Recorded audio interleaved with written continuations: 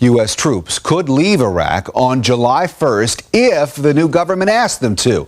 That's what the top American in Iraq is saying. Civilian Administrator Paul Bremer says the UN resolution allows coalition forces to stay after the transfer of power, but the final decision will be up to the new Iraqi leaders.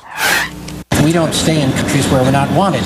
So if the provisional government, the interim government were to ask us to leave, we would leave. We don't stay where we're not wanted.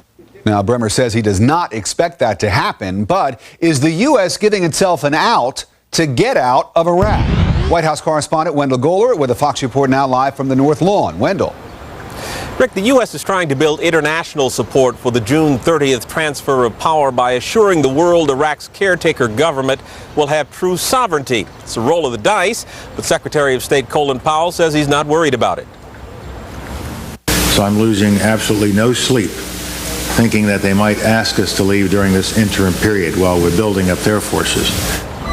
Just Monday, the president indicated U.S. forces will stay long after the transfer of power. Having brought democracy to Iraq, he said the U.S. will make sure it succeeds. And the people likely to be in Iraq's interim government, White House officials say, know their safety depends on U.S. forces. But officials hope changing the status of those troops from occupiers to security forces serving at the request of Iraq's leaders will make the UN Security Council more likely to pass a resolution that endorses the interim government. So today, Powell volunteered the troops will leave if they're asked. Were this interim government to say to us, we really think we can handle this on our own, it'd be better if you were to leave, we would leave. One diplomatic source today said that in light of the prisoner abuse scandal, Iraq's sovereignty is becoming as important to Europe as it is to the Arab world, and ensuring a successful transfer of power June 30th is essential to avoiding a public relations nightmare. Rick? Thank you, Wendell.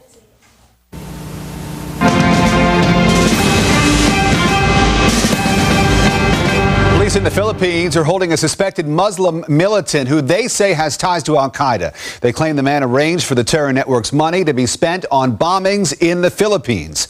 That money reportedly bought explosives, rifles, and speedboats. One of the bombings killed a U.S. Green Beret in October 2002.